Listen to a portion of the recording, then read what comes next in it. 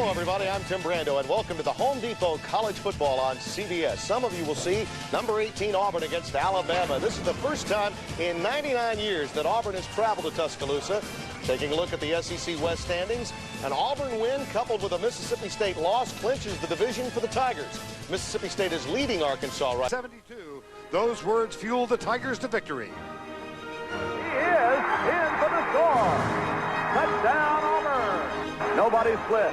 Give the ball up and over, and in, I believe, touchdown. Touchdown, Auburn. The kick is in the air. It has fisted. Alabama has beaten Auburn. He's going to give it to Tillman on the end around. The 10, the 5, Tillman. He's in. Touchdown, Auburn. It's the ground 5. Angles right 3, 2, 1. Touchdown. Touchdown. For the Tide and the Tigers, 107 years of tradition, wrapped into a 3-hour game, played 365 days a year. Auburn, Alabama, next.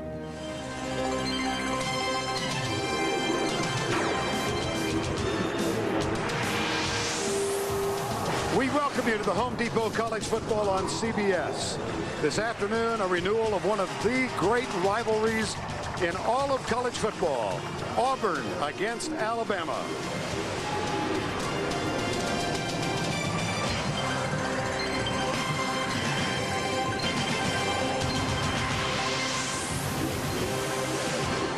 In any normal year, the build-up to this game is extraordinary, and this has not been a normal year. Last night, heroes like Ken Stabler leading on the crowd. This afternoon, the Auburn Tiger Band just outside Bryant-Denny Stadium. And right behind them, the $1 Million Band of Alabama marching inside to fill Bryant-Denny and to watch Alabama hero Sean Alexander deliver the game ball. It's the Auburn Tigers at 8-2 against the Alabama Crimson Tide at 3-7 in the Iron Bowl. And for the first time ever at Bryant-Denny Stadium, here come the Auburn Tigers.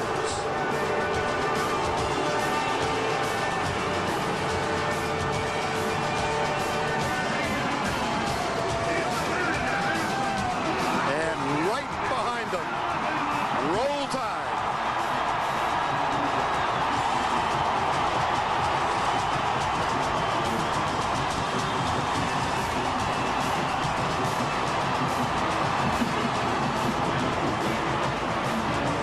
Good afternoon, everybody, and welcome to Tuscaloosa. I'm Vern Lundquist, along with Todd Blackledge and Jill Arrington.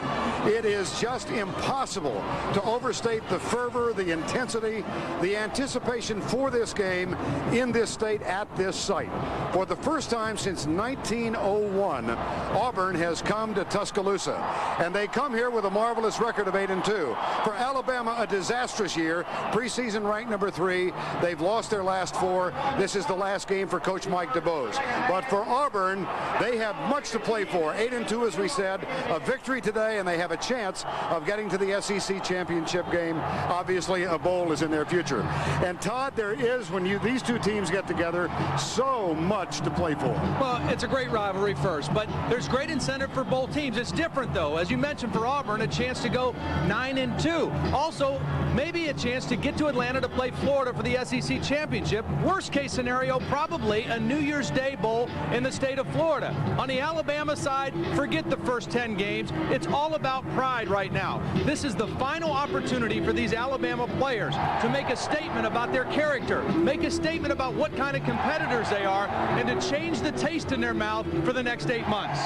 We have not been blessed with what one would call spectacular weather. It's cold, it's raining. How does that affect play? I think it'll affect it quite a bit, Vern. It's going to make it more of a mano-a-mano physical game. The game's going to be played for 60 minutes, but we're going to learn a lot about the outcome in the first 5 minutes. Who is going to set the tempo? Which team is going to be the most physical team? Having said that, I got to believe the edge goes to Auburn right now because of this guy, Rudy Johnson, coming into the game, the SEC's leading rusher. 9 games over 100 yards, and he has a bruising, punishing style that wears on a defense. And believe me, Vern, on a day like this, as cold and as wet as it is, tackling a guy like Rudy is not easy, and it's not a lot of fun. Rivalry weekend around the country. Folks here will argue that this is the greatest rivalry of all. For more on that, here's Jill Arrington. Thanks, Vern. People are talking about all the great rivalries in college football that this country has. You know, the Pac-10, well, they say USC, UCLA is the biggest. The Big Ten, they say Michigan, Ohio State, and Florida State are facing off. But here in the Deep South, you can hear the crowd. There's only one rivalry that matters. It's the one that makes families divide. It makes friends fight for 365 days of bragging rights, and that's this Auburn-Alabama game known as the Iron Bowl. There's a lot at stake. Alabama says it's all about their pride, and as Todd said, there's a lot at stake for these two teams. Coach Tuberville told me when he took the job at Auburn, he was told winning championships are great, but coaching legacies are made by beating Alabama. Vern?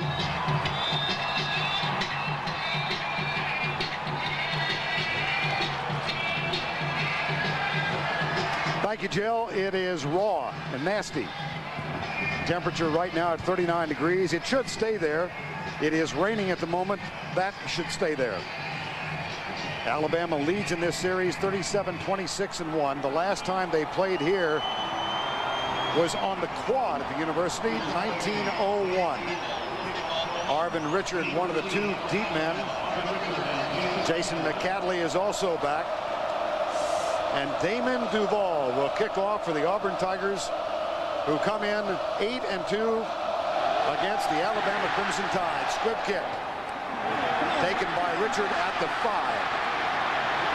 Avoids a tackle and gets out to the 25-yard line, from which play the Alabama Crimson Tide will take over. Heath Evans, number 44, with the opening tackle of the game.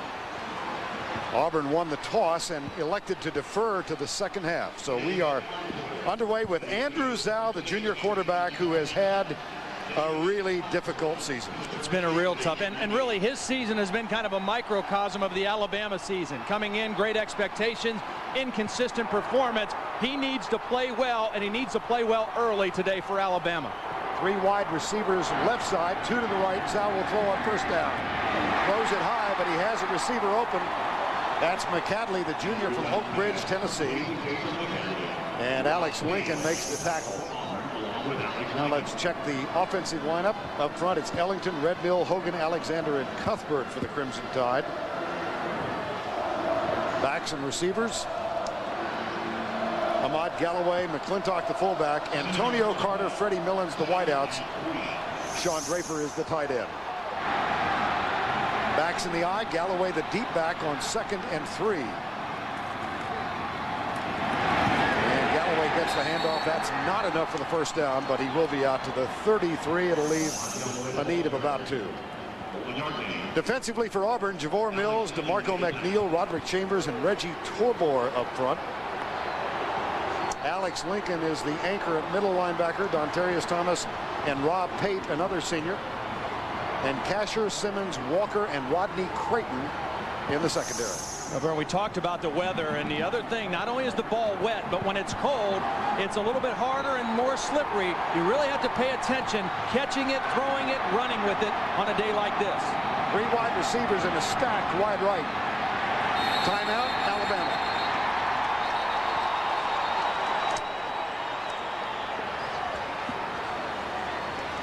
So we played only a little over a minute, and the Crimson Tide call time.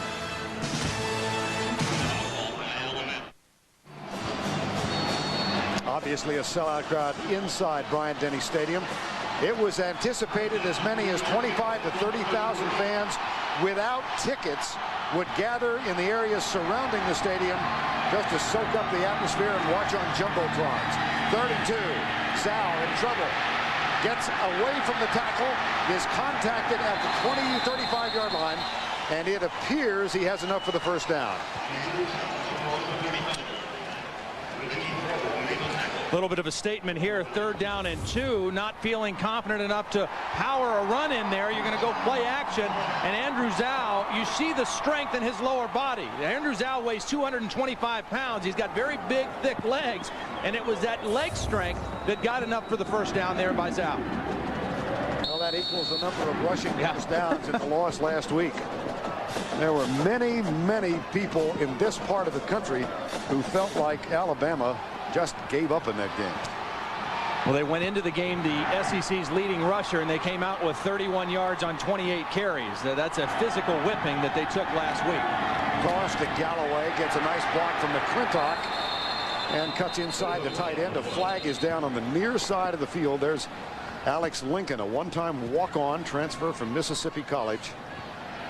Kind of embodies the spirit and the accomplishment of this Auburn team. Here's the call. Defense, offside, 5 yards, repeat first down.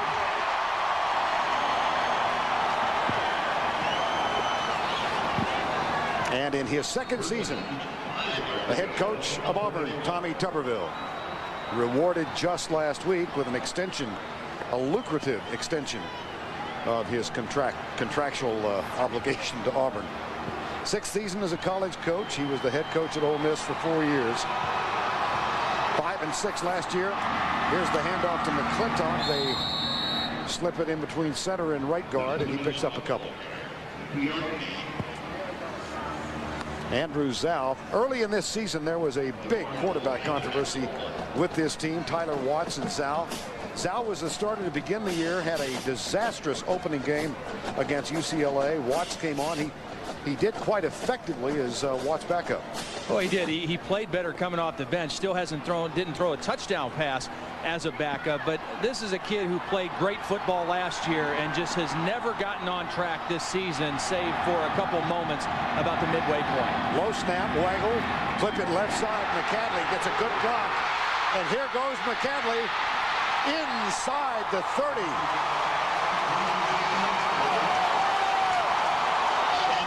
A gain of 30. Great block by the left tackle, Dante Ellington.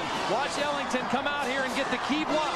The big fella out there in front of McCadley, and he gets the block that McCadley needs. He's a sprinter now. He ran on the Alabama track team last spring, a 4x100 relay guy. So if you give him some space, he can make a play. But Dante Ellington sprung that play to the outside. Herschel Bolden, number 25, on the field. Lines up wide left. Ray Fulgham is wide right. They do use a lot of receivers, the Crimson Tide offense. Toss to Galloway. Cut down as he gets near the 26-yard line. Now Harvard is playing Yale this afternoon. Let's get an update from Tim Brando. All right, Tim. Second down here. Backs in the eye. Play fake. Zhao still has it. Gets a brush block. Goes deep. Double coverage. That one's up for grabs. And it is intercepted. Picked off by Rob Pate. Second week in as many that Rob Pate has picked off the pass. Vern, I was just about to say this is exactly the kind of start Alabama needed in a game like this. A good first drive until that play, and Andrew Zhao simply threw this one up for grabs. He's trying to go to the new big play receiver. That's Antonio Carter, and it's good coverage. 2 Auburn defenders, and the ball just hung up in the air too long, and Pate was there for the interception. Pate had a big interception in the win last week against Georgia. Another one here today. Ben Laird, the senior quarterback, his back's in the eye after the interception. The handoff goes to Rudy Johnson. Nice start, Auburn. Nice season, Rudy Johnson. And let's talk a little bit about Ben Laird, the senior from Hartwell, Georgia. Has gone with this team from 3-8 to 5-6 and now to 8-2. And told us earlier this week he can't imagine how meaningful this year has been for Ben Laird as a senior. And he hasn't had to make as many plays as he did a year ago because of Rudy Johnson. But I think he's a better quarterback because of their running game this year. Rudy Johnson, the only setback. 3 wide receivers split wide right. Here's Johnson. And another fine run by Rudy Johnson. Now let's check it offensively for the Auburn Tigers. You've met Johnson up front. He is being blocked for by Kendall Simmons, McGarry, Cole Kubelik gets the starter as a 5th-year senior at center. Mike Pasillo and Colin Sears. Rudy Johnson joined by Heath Evans. Ronnie Daniels, Reggie Worthy, the wideouts, and Lorenzo Diamond is the tight end. Two tight end formation for Auburn. This was what they used so successfully last week in the second half against Georgia. Daniels in motion. DeAndre Green is the other wideout. And the handoff for the third play in succession goes to Rudy Johnson. Defensively for Alabama, Monroe, Smith, Daniel, and Jared Johnson is today's version. They're banged up with injuries up front. The linebackers, Victor Ellis in the middle, Darius Gilbert, and Adam Cox. Salim Rashid is not expected to play a lot today because of injury. Here's the secondary, Tony Dixon, hampered, but in the lineup, Spencer Kef Bailey, the other starting cornerback, along with Milo Lewis. 1st and 10, Auburn, no score in the game. They slip it to the fullback, and Heath Evans, the junior from West Palm Beach, Florida, gets a couple of yards. Rudy Johnson came in here as a junior college transfer from Butler JC, El Dorado, Kansas. And what a splendid season he has had. And it surpassed what anybody expected. Even the coaches in the spring when he was there, and even this training camp during two-a-days, they didn't know they had such a special player. They said they never really scrimmaged full speed, and so they weren't able to tell. He showed flashes here and there, but when they started playing games, he has made play after play after play for this Tiger offense. 2nd down and 8. Time call. Called by Auburn. We'll be right back.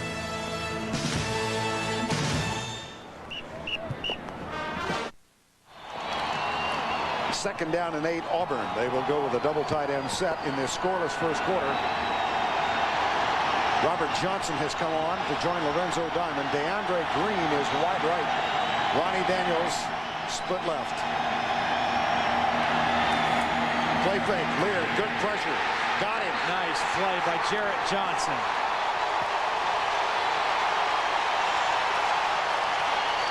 Jarrett Johnson is a guy who's had to play all over the place for this injury-riddled defensive line. He's going to come from the top of your screen. He stays home on the bootleg. He beats the block by the guard, Mike Fusillo, and gets out there and makes a nice play for the Alabama defense. This guy's played both inside at tackle and outside at end because of injuries. That was a big-time play. Loss of 12, 3rd and 20.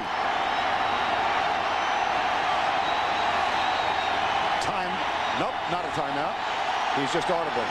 They're down to 2. 3-man rush for Alabama. Finds his tight end, Diamond. That is near first down yardage at the 45-yard line. Nice patience by Ben Leardburn. This is a 3-man rush by Alabama. They're trying to drop 8 into coverage and play zone. And you can see Ben Leard knows I've got time. I got 5 blockers. They're only rushing 3. I can let this play develop. And he finds Diamond across the middle of the field. What a huge 3rd down conversion on the road in the rain by Ben Leard. And for Lorenzo Diamond, only his 10th catch of the season. Not an integral part as a receiver of the pass offense. Backs in the eye on first down. Rudy met and driven down, a loss of 1. Rudy Johnson. We asked Tom Tuberville earlier this week if there was a turning point for the season. He pointed to this play, 4th and 2 on the road at Ole Miss. And they were down 27-21 at the time, and Rudy not only got the first down, got the touchdown, and Auburn went on to win 35-27, and has really taken off from that point, Rudy Johnson in particular. 4 games of 150 yards rushing plus this season. Lost 2 on the last one at 2nd down. He's only been held under 100 in 1 game. That against Mississippi State. Here's Lear. It sails on him a little bit, and good defensive coverage. The pass incomplete. He's the kind of a back, too, who really gets better as the game goes on in the last 4 games as the season wears on. Yeah, and again, on a day like this, I mean, you love having a back like Rudy Johnson that you can give it to. You know he's going to protect the football. He's hard to tackle. He's not a speed guy, but he has very quick feet, and that enables him to make a lot of big plays. He's deceivingly fast. 3rd and 12. Blitz. Laird pumps once, goes deep, has a man open, but it is incomplete, knocked down by Reggie Miles, number 23. And Ben Laird wishes he had this back, because he had exactly what he wanted. The pump fake got his man free. He just underthrew the football. Watch, the pump fake is going to freeze Reggie Miles, and then his receiver is open, but the ball is well underthrown. Jarris McIntyre was there, and he had Miles beat, but the ball was clearly underthrown. Damon Duval is on to punt for Auburn. Antonio Carter awaits the ball in the rain at the 15-yard line. That one off the side of his foot as he got a little pressure, and there is a flag down. Now this might be running into the kicker. The ball comes to rest at the 7.5-yard line. Aries Monroe did run into the kicker, Vern. The unusual thing was the snap forced Duval wide. Watch Monroe, the punter had to move to the right to carry the snap, and Monroe simply ran into him. He's got to be aware of that and knows that he can't run into the kicker. Because of the fine end result of the punt, which is down at the 8-yard line, the penalty is declined.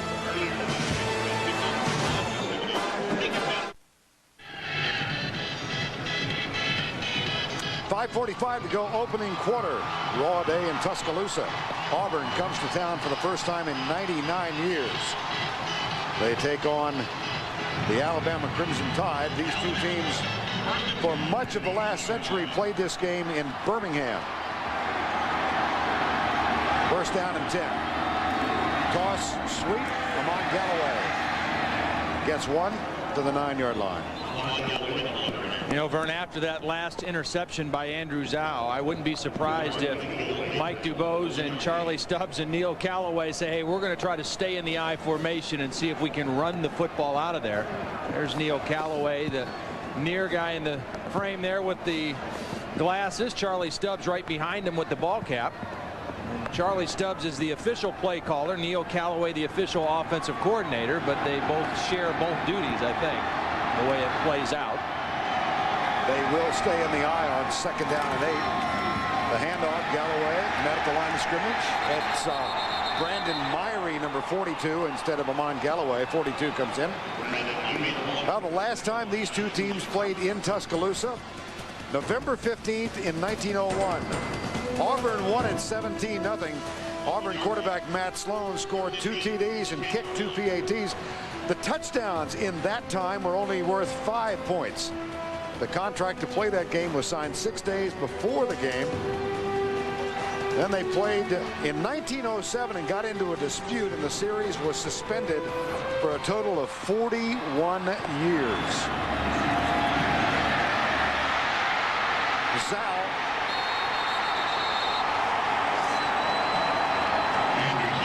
And it'll be 4th down. Good coverage downfield, playing a zone defense behind it, and Andrew Zhao maybe a little gun shy after that last interception, a little hesitant to pull the trigger on that one. That's going to bring on Lane Bearden, and excellent field position, one would think, awaits the Tigers of Auburn. Wet day, though. They've got to field the punt cleanly, though, Vern. Clifton Robinson waits for it at the 45-yard line. Return is on. Nice punt out of the end zone by Bearden. Fair catch is called and taken by Robinson at the 48-yard line. 40-yard punt, nothing on the return. Notre Dame and Rutgers having at each other this afternoon. Here's Timmy V with an update. All right. All right, thank you, Tim. If Alabama scores today, it'll be the first time they've scored against Auburn in Tuscaloosa. That's right. The only 2 previous games, 1893 and 1901, Auburn won big. There's Rudy Johnson surging left, but not very far. He gets inside the 45. Tackle made by Darius Gilbert, and we go to the Exxon playbook. Well, this week we're going to take a look at a play that was a real effective change that Auburn made at halftime last week against Georgia. They went to a 2 tight end offense. offense to balance the Bulldog defense and then gave it to 32. Rudy Johnson only had 23 yards in the first half of that ball game, but the first play of the third quarter followed a great block by Hart McGarry and went 54 yards to really set the tone of Auburn's comeback in the second half and their big win at home last week. Change by Ben Laird, 2nd down and 5. 4-man rush, the pump, goes right side for Ronnie Daniels. That's up in the air and knocked away, incomplete. Tony Dixon got over, and Kev Bailey was also there. Looked for a moment as though Dixon was going to grab the interception. Well, Ben Laird was lucky on this one because the pump fake didn't fool anybody this time. The last time they went to the pump fake, it fooled the defense. He underthrew it. This time, 2 defenders in the area, and Dixon just not able to come down with the football. But Dixon is a big guy to have back for Ellis Johnson's defense, particularly in the run support. He's been banged up a little bit, a key player for this defense. 3rd and 5, scoreless first quarter.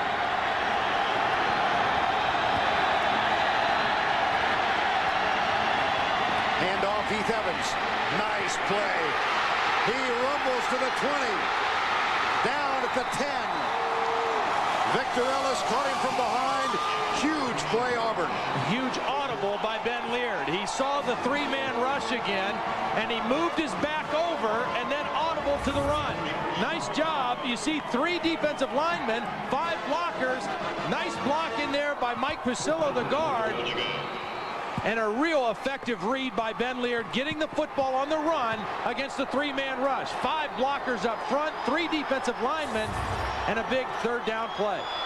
Gain of 33, by far the longest run this season for Heath Evans, the junior. 1st and goal at the 9. Rudy Johnson plunges to the 5. Victor Ellis wraps him up at that spot. Rudy Johnson, 4 yards on the play.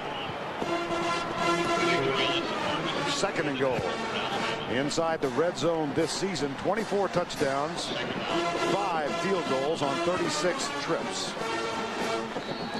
And on the other side, Alabama's red zone defense. Prior to the Tennessee game, they had held opponents from scoring 9 out of 19 opportunities, but since then, 20 out of 21 times their opponents have scored. 2 tight ends set on 2nd down from the 5. Laird to the fullback, Evans, down to the 2.5. They might spot this just inside the 3. Victor Ellis, Tony Dixon, the tackle. Not a bad idea there by Auburn, and Noel Mazzone with a guy like Rudy. You know he's going to gather all the attention. Everybody's going to be watching Rudy Johnson, and a nice idea to try to slip the fullback in there on a quick hitter.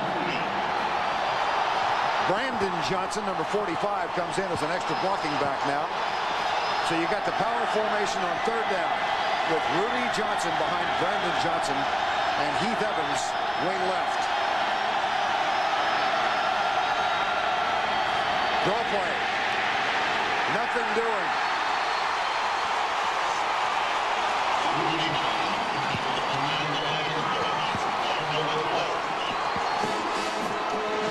Nice job. Nice penetration by Kenny Smith. He doesn't get the tackle, but watch 88 get into the backfield and force Rudy to cut back in. And then when he cut in, it was nothing but crimson jerseys there. Real nice play by the senior, the leader in there on the defense, Kenny Smith. Galvis White also a part of it, and so Damon Duvall will attempt his 14th field goal of the season, this from 22 yards away.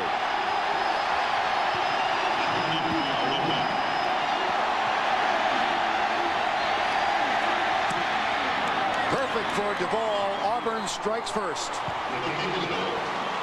And it was set up by a season-long run from the junior fullback Heath Evans of 33 yards. Late first quarter from Tuscaloosa. Tigers by 3. Down at the 21. The tackle made by Dominic Haston, number 29.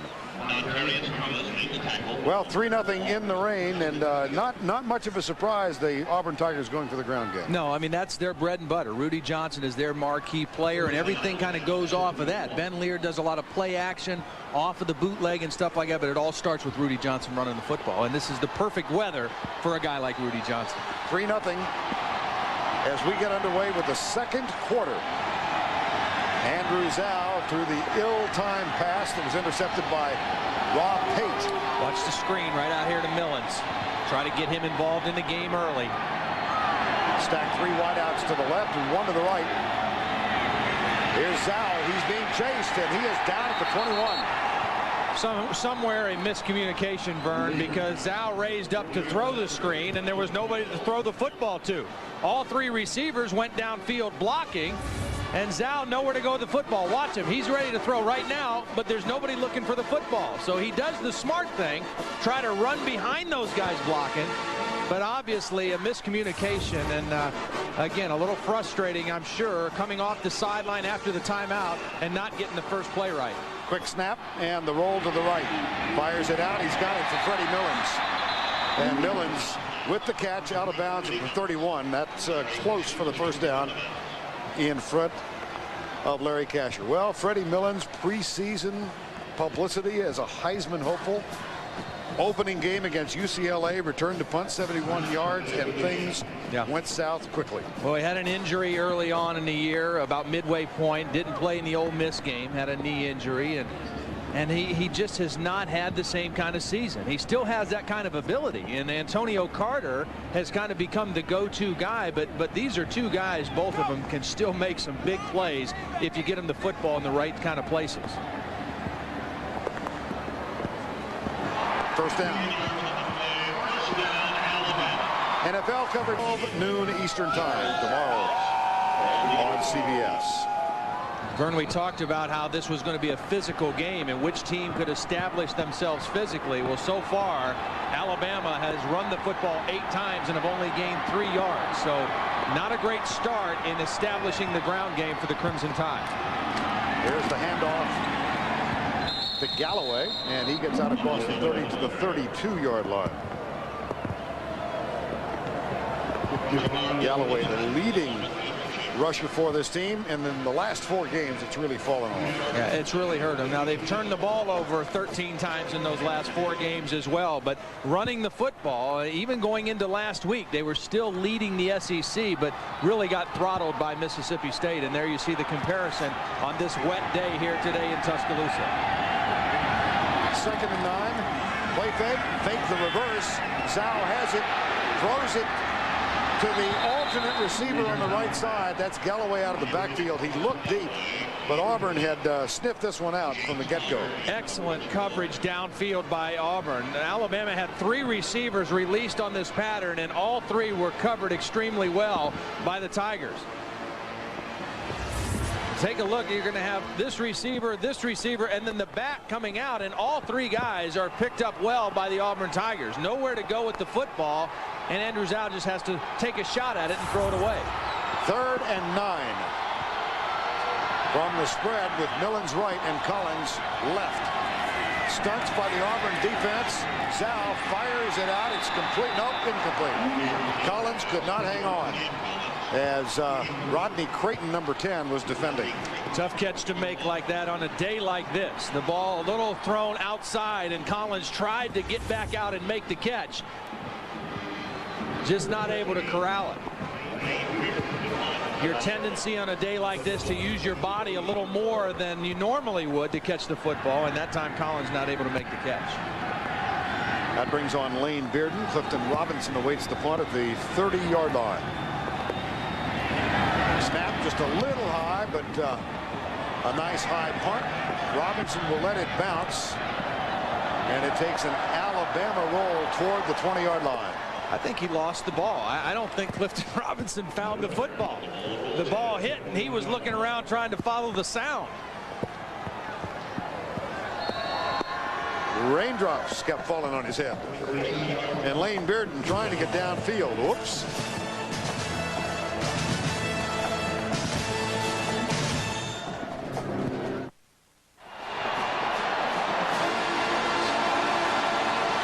In the rain in Tuscaloosa, 3-0 Auburn. They have a first down at their own 21-yard line.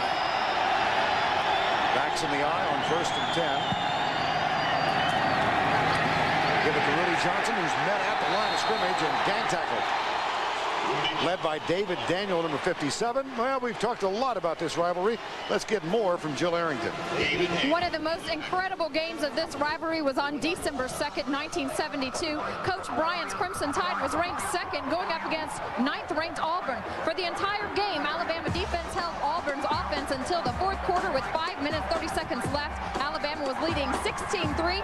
Auburn's Bill Newton blocked 2 Alabama punts, and David Langer ran both in for touchdowns. Auburn came back to win 17-16, now known as the famous Punt-Bama punt game. Vern? All right, Jill, thank you. On second down, quick flip over the head of Jarris McIntyre, the intended receiver. Sidelight to that Punt-Bama punt game. That was the first game as a player for Mike DePose, the head coach now at Alabama, in his final game, wearing a number made famous by Leroy Jordan, who was in attendance today. Mike DePose told us yesterday, Todd, that this is the one game he never enjoyed playing in. Yeah, he said because for one reason, the game never ends. I mean, they talk about it and they play it 365 days a year and hurt the enjoyment of it.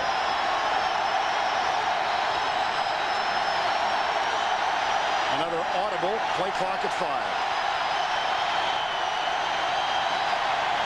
Four-man Crimson Tide rush, leered up. Safety valve, Rudy Johnson met and caught. Milo Lewis, it'll be fourth down here. What about Notre Dame? Let's check in with Tim Brando. Vern Bolenberg. All right, Tim, 3-0 here. The snap is back, and the punt from Duval is underway. Taken by Antonio Carter. Good downfield coverage by the Tigers. He stopped at the 45-yard line. Rashawn Walker, number 37, led the way. CBS Sports coverage of the Home Depot College football will continue after this word from your local station. On CBS. Best Alabama starting position of the afternoon. First down at their own 45. Galloway tries to cut inside, and he is met and driven down at the 45-yard line. CBSSportsline.com. Play Aflac Trivia at CBS.sportsline.com or America Online. Keyword CBS Sportsline. Now, Vern, I talked about the first 5 minutes of this game and who would set the tempo physically. I think Auburn did a better job of that. Alabama still struggling to get anything going running the football. However, after the Alabama defense held Auburn to the field goal and didn't give up the touchdown, they did play a lot better on their last defensive series. But the onus still right now, I think, on the offensive line of Alabama. 2nd and 11. The stack. Here comes the ball drilled out to Dre Fulgham, number 3, and Larry Casher, one of the 15 Auburn seniors from Pritchard, Alabama, was there to knock it away. It'll be 3rd and 11. All right. This is your moment you wait for each week. I know. It's time now for the Aflac trivia question.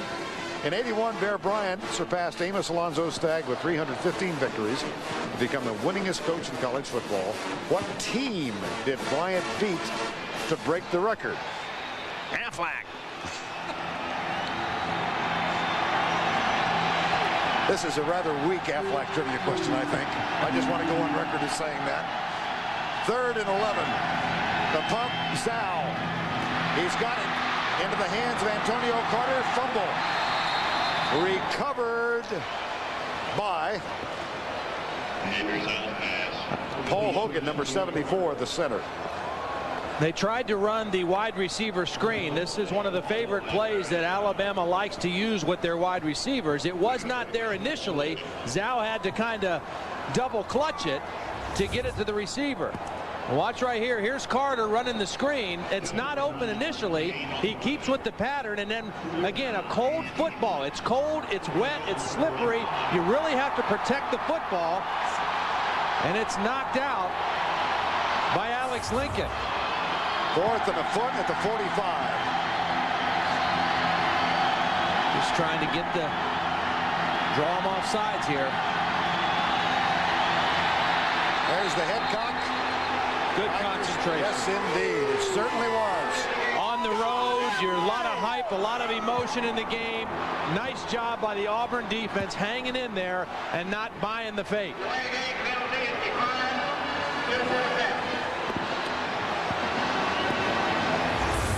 Andrew Zau's trying to use his voice. He's bobbing his head. He actually made a hand signal to one of the wide receivers. Nothing worked against the Auburn defense. Good concentration. Lane Bearden on a punt on 4th down off the side of his foot.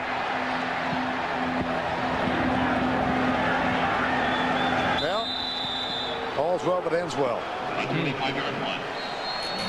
25-yard punt, but the same as a touchback, I guess. Trying to put a positive spin on that.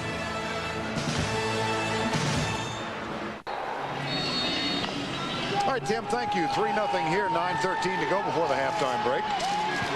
And the Auburn Tigers picked 4th by most of the prognosticators.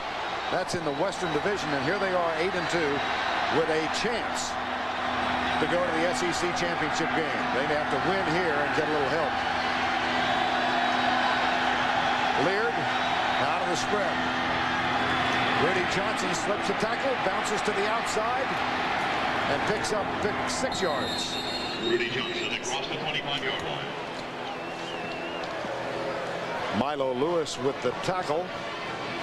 Now what's at stake now for Auburn? They come in with a 5-2 division record. Mississippi State, with victories in its final 2 games, wins the tiebreaker. So in a 3-way tie, Mississippi State advances. If Auburn and LSU are tied, Auburn wins, and you see the various permutations of it all. They're going to play it out on the field. But a lot of things can happen. 2nd down and 3. Up the middle. Johnson stopped at the 29-yard line. That'll be short of the 1st down. There is a flag.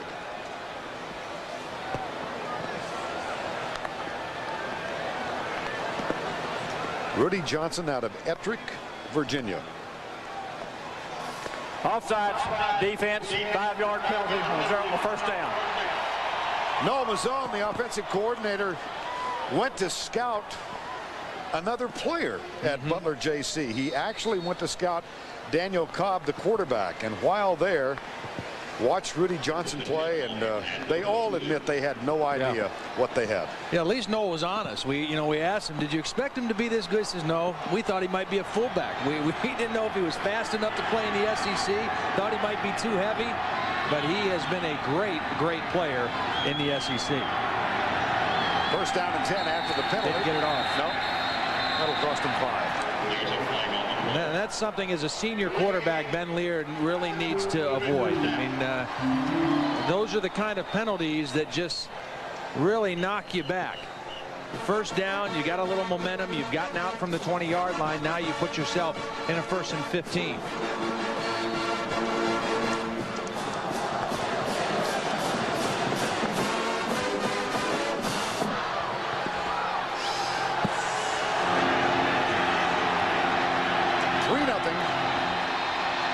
Auburn. DeAndre Green, one of the 3-man split. Here's the handoff to Johnson. Carries tacklers out near the 35-yard line. And he picks up 8. Rudy Johnson. No, Vern, this is a typical picture of what Rudy Johnson does. Just watch this guy break tackles. It's not a flashy run. There's Victor Ellis, unblocked, makes him miss.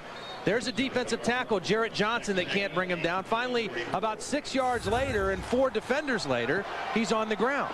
And that's what he does. He breaks tackles and he gains yards after he's hit the first time.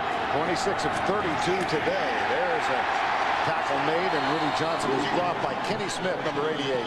Vern, Kenny Smith is playing real well. I mean, he is playing good today, and this is a guy, a senior out of Meridian, Mississippi, that has to carry the load inside for Alabama. This is a position, the defensive line coming into the season was a real strength for Alabama, but an injury to Kendall Moorhead before the season started, an injury to Kenny King midway through the season has depleted this troops, and Kenny Smith is the kind of the lone survivor in there, and he is off to a fast start in this ball game. 3rd and 8. Alabama with a blitz look. They bring 5. Leard, good protection. That one's almost tipped off. And intercepted. No. 4th down. Kelf Bailey with a nice job on the outside. That ball hung in the air a long time. Thrown from the right hash all the way to the left sideline.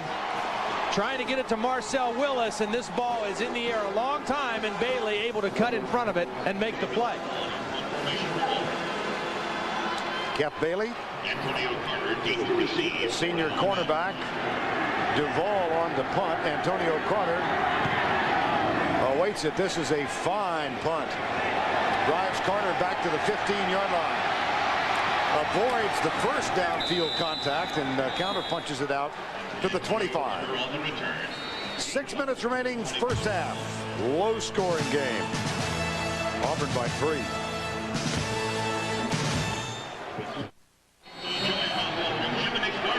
Auburn leading 3-0 before a sold-out crowd at Bryant-Denny Stadium. Last time these two teams played here, they played in the quadrangle on campus. So this is the first time Auburn has played in this facility. There's the handoff to Galloway, out to the 30. And this, as we have told you, is the final game in the coaching career at Alabama for Alabama grad Mike DuBose, 47 years of age. Won his first 4 games in his first year as head coach, but they went 1-6 in the last 7. In '98, they beat Auburn. Last year, surprised a lot of folks by winning the SEC championship. But this year, ranked 3rd in the country in preseason and really never got over the loss to UCLA. No, we talked to players yesterday. They're still talking about the UCLA game, that's where their season went south. Handoff goes to McClintock for a yard across the 30 to the 31. Mike DuBose said there's a part of him that is anxious for Sunday to come. When he's already cleaned out his office. This has been, as one might imagine, a very emotional week for Mike DuBose. He does love this university. That's obvious in everything he's said and done. He and his wife Polly and the kids, both of whom are students here, Julie and Michael Jr., will head to his hometown of Auburn, Alabama, where they will spend the Thanksgiving holidays with his mom and dad. Very poignant afternoon, though, for all the coaching staff at Alabama. On 3rd down, Sal. Pressure, flips it left. Galloway at the 31-yard line. It'll be 4th down. Mark Brown, number 52, with the tackle. So yet again, Alabama can't move it. Good coverage downfield. You see Mike DuBose, and what he's most upset with right now, I think, is the offensive line, and saying, look, we have got to be able to run the football on these guys. We run 1st down and 2nd down and don't gain an inch. We can't beat this team if we can't run the football. Nearing the 4-minute mark, Lane Bearden on to punt.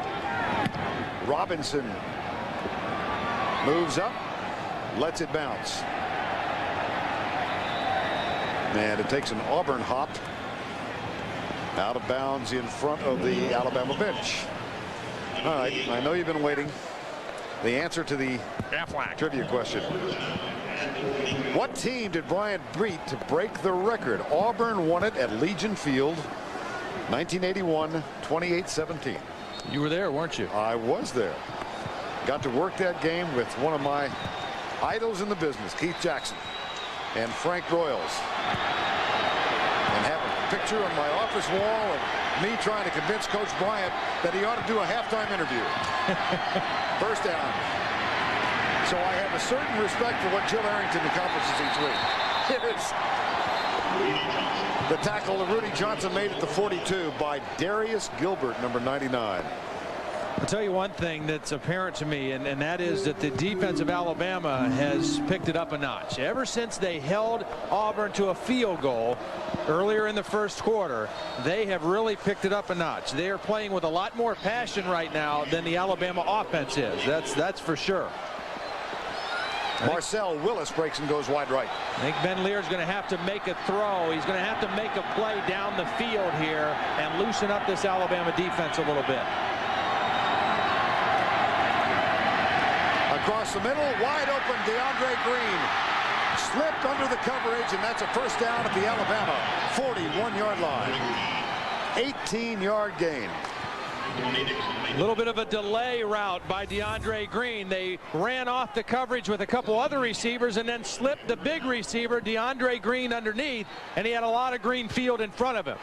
And a play that Auburn needed. Alabama starting to squeeze down on the running game a little bit, run them off, and get a play throwing the football down the middle of the field.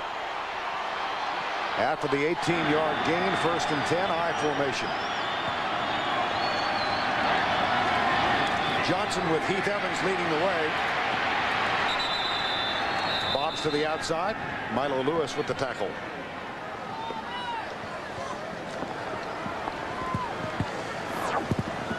Early on, Auburn came out and had some success running the football, and then the Alabama defense has started to pick it up a notch. They're starting to attack the line of scrimmage, and they're really been led by Kenny Smith.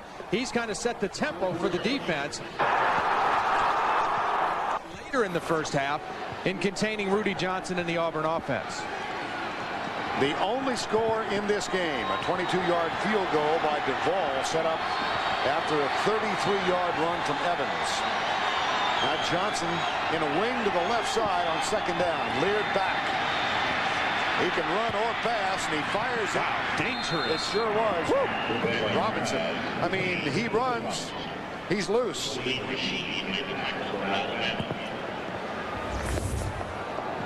I don't know if this was a design throwback by Ben Leard or if he just thought he'd take a shot at it, but that is dangerous, throwing it back across the field. And if Salim Rashid, who was in on that play, doesn't have a bum ankle, he might make that a huge play for Alabama. 3rd and 1 in a 3-0 game with 1:50 to go before the break. They toss it to Johnson. The initial contact, not good enough. There again, yards after contact. Not a flashy run, not a big gaining run, but a very important run.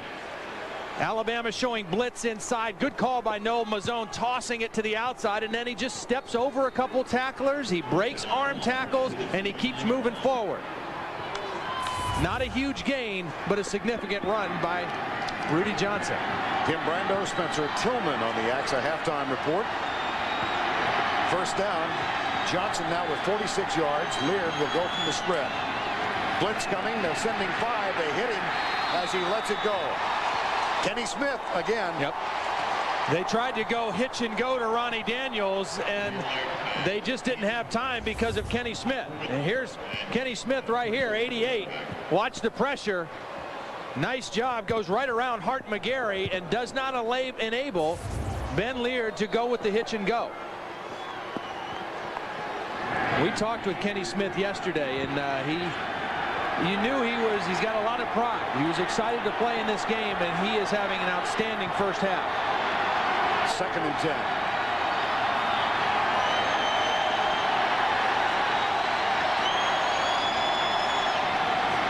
Slip the ball to Johnson. Good recognition by Alabama, so that'll bring up 3rd down. We near the 1-minute mark. Auburn with 2 timeouts remaining. They burn one of them now to stop the clock.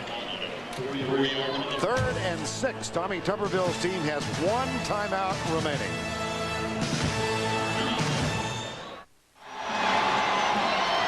Fans in this state await this game all year long. A little rain, a little cold will not hinder them from their enjoyment of same.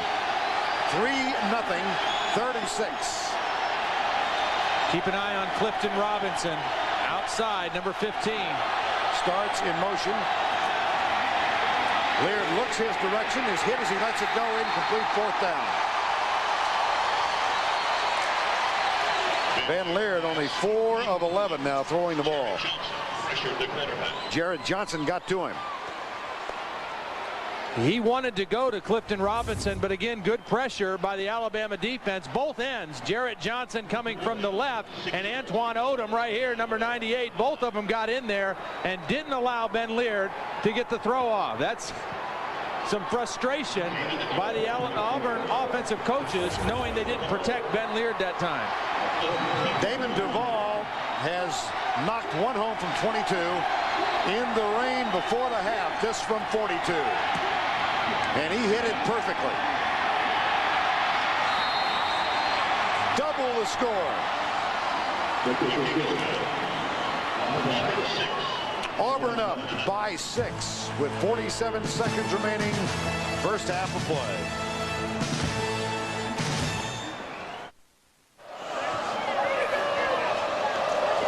I think they see themselves on the Giants scoreboard. And they're trying to keep warm before the halftime presentation. Duvall with the kickoff. He's hit 2 field goals today. This one taken by McCadley at the 30.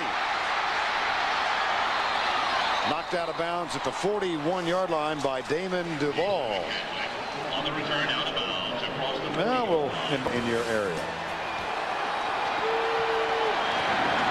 Good field position. Alabama has a chance to try to put something together here before the end of the half. They have 2 timeouts left. Zal, left side for Antonio Carter. The grab is made, but he only picked up a yard. Not good. Nope.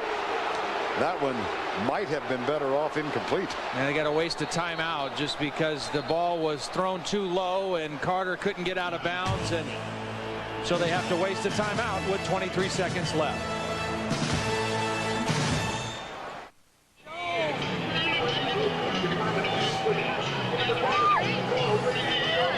6-0 with 23 seconds to go before halftime. Auburn up.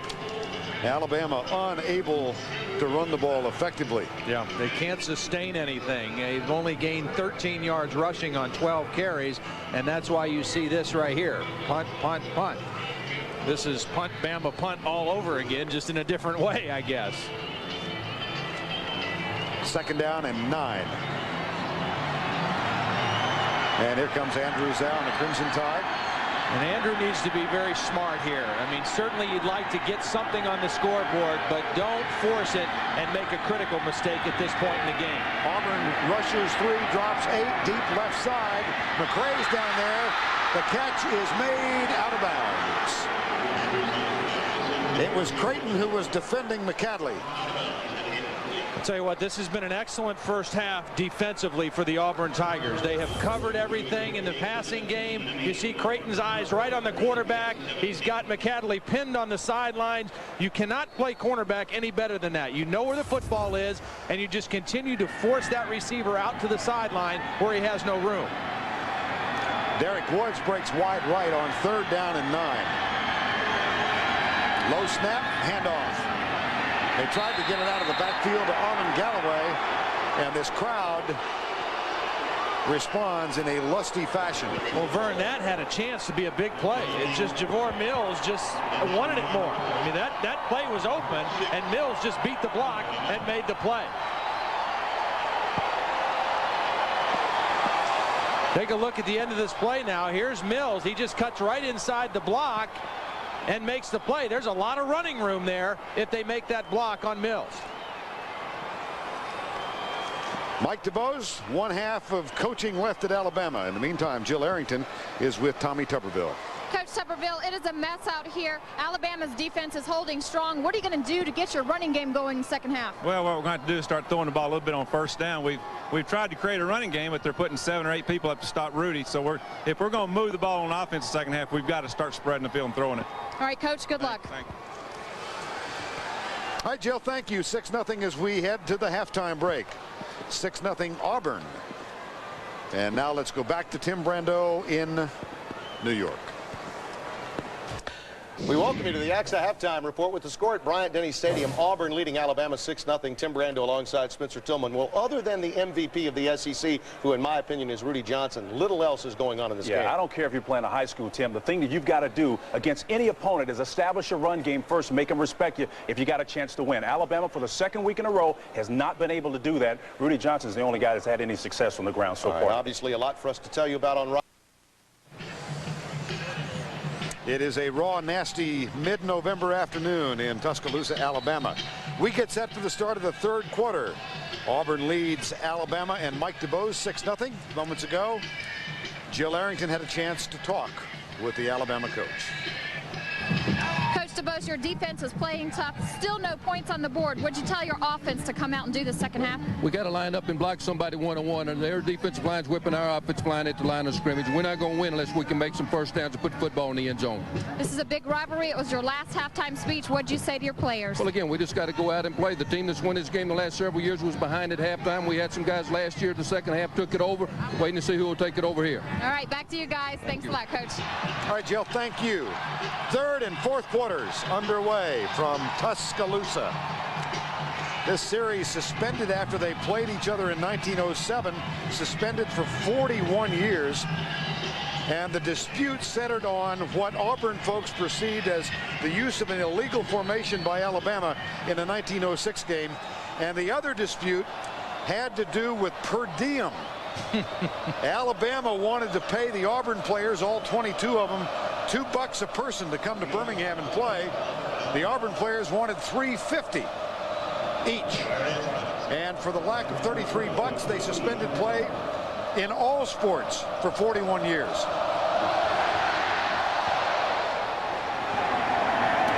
Kickoff taken at the 3. Big return all the way out to the 43-yard line. Roderick Hood, number 36, counterpunches it 40 yards. And we get set for the start of the third quarter. Vern Lundquist, Todd Blackledge trying to keep warm.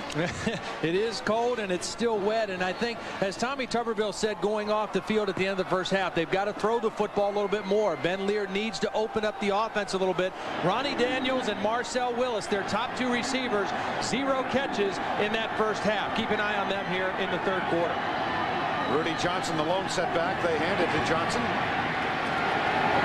And he works again, dragging tacklers with him as he gets out to midfield. Darius Gilbert, number 99, with Jared Johnson. And at halftime, it broke down statistically thusly. Rushing yards, 78 to 12.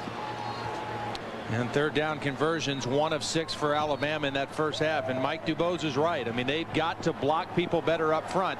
They've got to run the football. Auburn needs to throw the football a little bit better here in the second half. Second down and 3. Quick flip. Left side. Great play. Great play by Milo Lewis. Quick read, quick reaction, and an excellent tackle in the open field.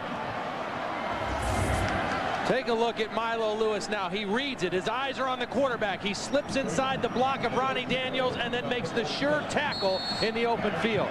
Great quick reaction by Milo Lewis, and then he finishes the job with the tackle. 3rd and 6. Robinson is slot to the right side. Lear gets it, delivers it left side to DeAndre Green out to the 43-yard line. That will be enough to move the chain for Auburn. Gain of 10. Nice protection up front that time. Alabama chose to come with a little more pressure. They brought 5 men, and all 5 guys picked up by Auburn, and it allowed Lear to stay in there and make the nice throw on the out route. There's the reference that Mike DuBose made in his conversation with Jill. The team that has led at the half the last 3 years has wound up losing the game. 1st and 10. Overall, that's not been the case in the series. 71% of the time, the team that's leading has won. This time there are no yards after contact for Rudy Johnson. Jared Johnson, number 96, was there. Rudy Johnson, with this splendid season, only 1 game under 100 yards, announced as a semifinalist for the Doak Walker Award. That announcement will be made in December.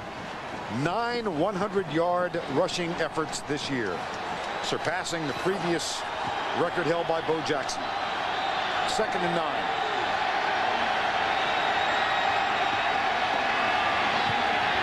Cleared with time, right side, receiver slips the tackle. Willis to the 35-yard line, caught short of the first down by Marcus Spencer. Now that Doak Walker list, the 8 finalists, semifinalists announced just recently, includes Alexander, Anderson, Sanford, Simonton, Anthony Thomas, LaDainian Tomlinson of TCU, and Whitaker from San Jose State.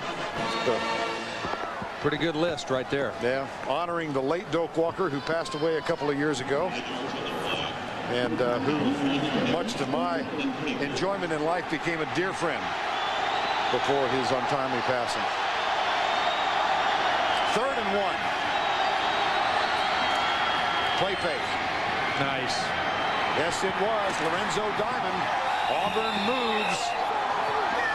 Diamond at the 21, a gain of 12. 3rd and 1, everybody in the stadium thinking Rudy Johnson. Watch the defense respect Rudy Johnson. They all think run. The little play action fake frees up the tight end very easily for a nice throw by Ben Leard. You've got to respect Rudy Johnson, and that bootleg fake, all they needed for the first down. Johnson the only setback, 3 wideouts, split left. Johnson. Nifty move. 1st and goal, Tigers. You know, Vern, I read an interesting quote by Rudy this week. He said, I've never been a speed guy, but I've never worried about it because I think if you have quick feet, you don't have to be exceptionally fast. And watch how quick his feet are in the hole. Just able to move and cut and shift and break tackles. He's powerful, yes, but he also has very quick feet, and he's able to dance around and find space in the defense. That a gain of 17. He's got 75 in the rain for the afternoon. 64% of his yards after contact today. 1st and goal with a 6-0 lead. Single coverage out here outside.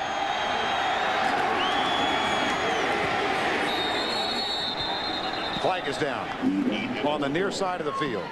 I think it might be offsides. Alabama lined up offsides.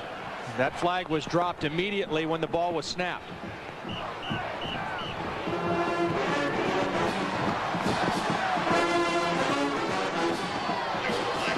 Might even have been Marcus Spencer, who was lined up across from DeAndre Green. On the defense, half the distance to the goal. Still 1st down.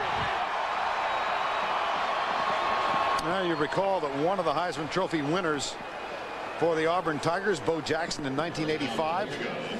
Look at the relative comparison of the kinds of seasons each had. Jackson winning the Heisman 15 years ago, and Rudy Johnson. I saw one columnist here in Alabama who said he knew Rudy wouldn't win this year, but he would get his vote. Johnson, not this time. Salim Rashid, number 11. Ellis Johnson pulling out all the stops right now with Salim Rashid. He told us he hasn't practiced all week. He's got a bad ankle. You're going to see him on the top of your screen, number 11, flash in right there and make the play and get help from Kenny Smith. But Salim Rashid, a bad ankle, limited all week, and Ellis is saying, hey, we need him. He's our best linebacker. Healthy or not, he's got to play for us. 2nd and goal.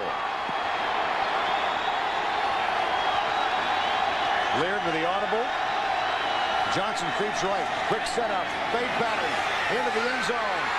Intercepted. Yes, it is. Milo Lewis, another big play. He's had a couple on this drive. He played it perfectly. What a huge defensive stop for the Crimson Tide.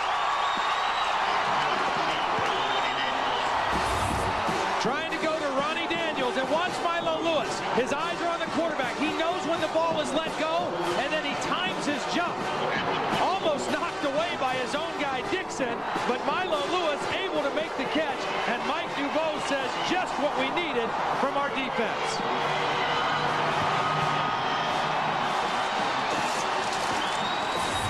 Turnovers even at 1-1. That is the 4th interception for the season for Milo Lewis, and it complements 7 tackles he's had today. And Vern, both interceptions by Ben Leard have been the result of underthrowing the football, not giving his receiver enough of a chance.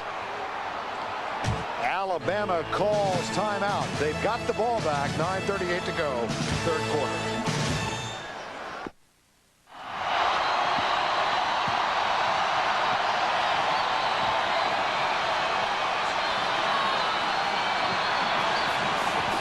.38 to go after the interception in the 3rd quarter. Sal with a handoff to Galloway.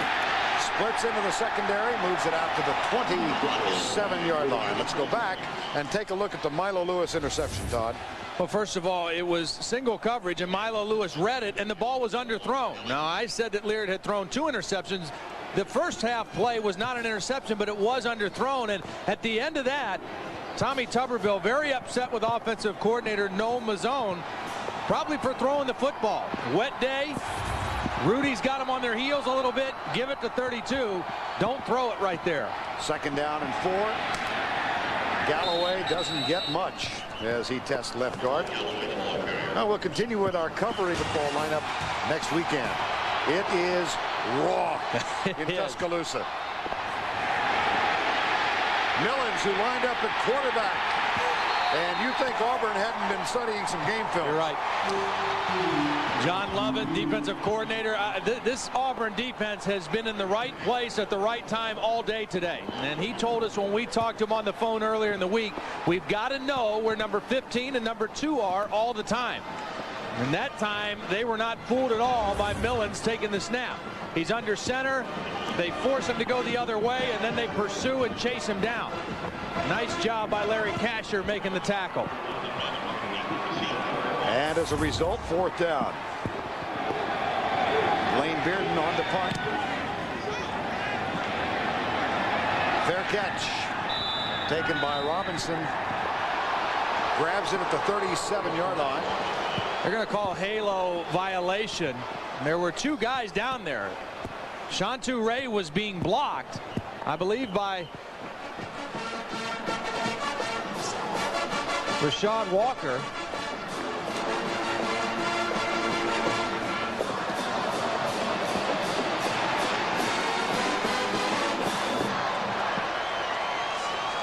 Here's the call.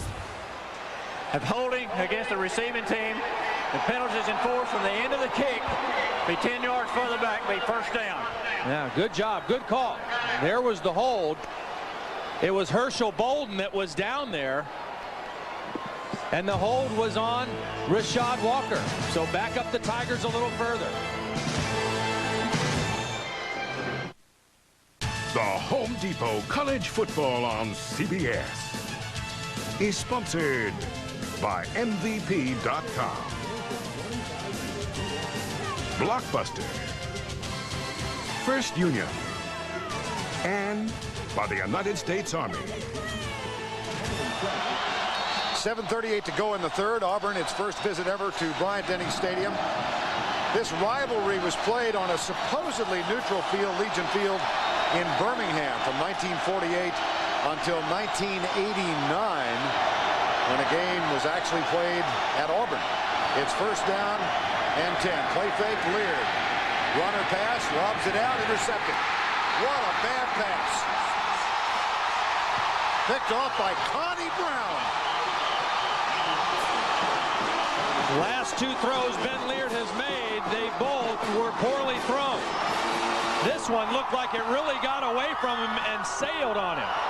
Didn't have any zip on the ball. They're trying to go play action and throw on 1st down. Not a bad decision, but watch the ball just take off on it. Really sailed over the head of his tight end Johnson, and Connie Brown there to pick it off.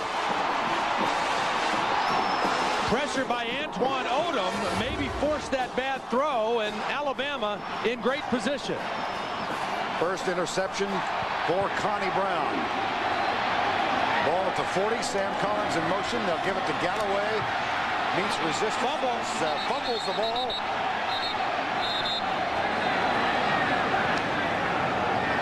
Vern, you can't emphasize enough. The longer this game goes and the wetter and colder it gets, the harder that ball is to hold on to. When the game started, the balls were pretty dry, and they're able to keep them dry, but you really have to concentrate and focus on securing the football. Watch the end of this play. He's got it right there. Good. It's ripped out by DeMarco McNeil. And Alabama very fortunate that they got that football back. There's McNeil, 92, gets the arm in there. 2nd down and 10. In trouble. Javor Mills, number 96, with the sack. Mills was there, and DeMarco McNeil also. He made the play on the strip. Watch him again. Now here's McNeil, here's Mills. Both of them are going to get quick pressure. And the right side of the Alabama offensive line, a little collapse on that play. Loss of 10, 3rd and 20. Brandon Myrie laid out of the huddle, heads to the sideline. And Triandos Luke, number 84, takes his spot. Lines up in a slot to the left. Here's Zhao with time across the middle, crossing pattern. Triandos Luke, who came on for that play, could not hang on. You can't fault Andrews out. This ball was thrown well. It was not going to be enough for the first down, but maybe enough to try a field goal, a long field goal, well thrown, and Luke just not able to make the catch. Lane Bearden on again.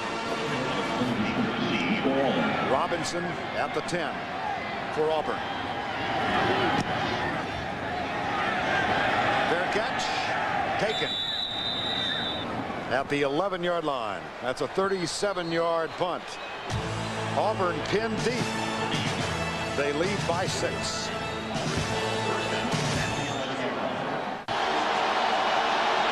All right, guys, on the sideline, Marty Lyons, one of the greats here at Alabama.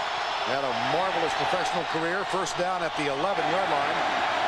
Here is the handoff to Rudy Johnson. 2 yards, nothing more.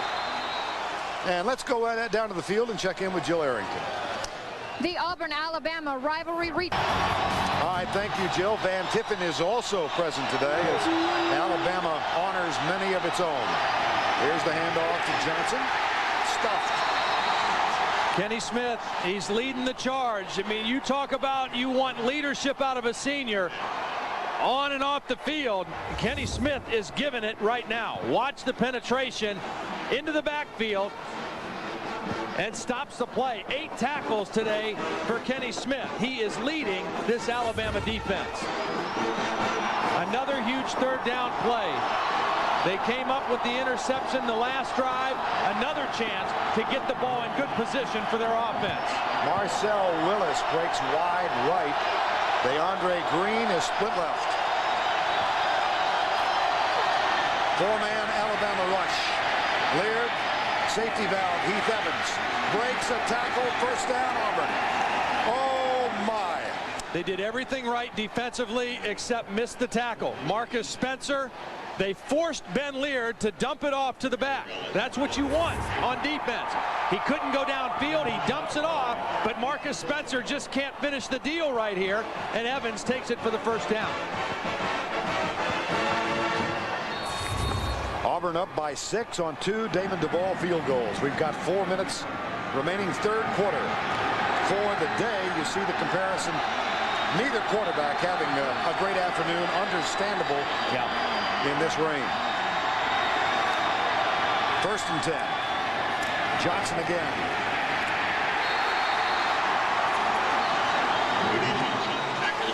Now we mentioned Van Tiffen. You saw Marty Lyons among those honored at halftime. He is back in Alabama. Joe Willie Namath.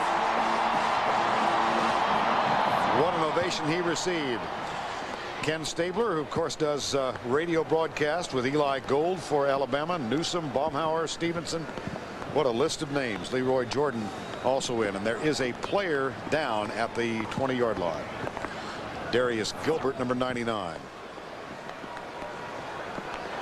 And while they tend to there's Kenny Stabler. In front of him and then made the play, and then all the beef fell on top of him. And Alabama's defensive line, Jared Johnson and Albert Meads, Antoine Odom, and Kenny Smith really getting some good penetration, playing pretty well today. Also looked like he might have got good. I wanted to hear Eli Gold. I thought Kenny was going to take it wall to wall.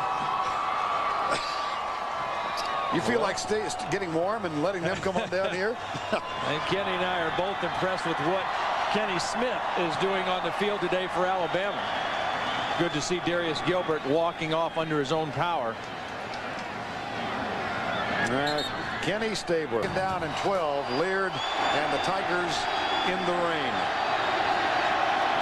Toss sweep left side. Evans with a brush block. Johnson breaks the tackle out to the 30-yard line. Just short of the first down. Tackle was made by Connie Brown, number 36. He's got such an interesting running style, Vern. He doesn't wow you ever, but watch. He just keeps his feet moving. He finds a crease. He finds a hole. Gets a good block from Heath Evans. And he just breaks tackles. Again, it's nothing flashy. It's nothing real that makes you turn your head. but he just keeps going forward and gaining yards. 3rd and 2. Power set again. Brandon Johnson in as the lead block. Johnson goes right. Now let's see where the spot is. This will be very close. There's a good look. Johnson and a little natural grass. I don't think he got it. Well, you can see the expression on Rudy's face. He came up a hair short. Running the toss sweep again, and Milo Lewis was the first guy to make contact. It took a little bit of the steam out of Rudy Johnson, and then Kenny Smith to finish off the play. Damon Duvall, who does both place kicking and punting, is back. Gets rid of this one, but it's end over end. Bounces to the left and will limp to a stop at the 26-yard line. Well, coming up Sunday on 60 Minutes, why didn't a cop know before he shot and killed an African-American that the man he killed was also a cop? That's one of the topics to be covered on 60 Minutes Sunday. 1:42 to go, 3rd quarter. Vern, this is a critical series, I think, for Andrew Zhao and the Alabama offense. They got the turnover and went 3 plays backwards and had to punt. Couldn't capitalize. They must let the defense rest, and they've got to do something positive with the football. Brandon Myrie in. There's a play fake to him. Zhao rolls right. He'll keep it. Good decision.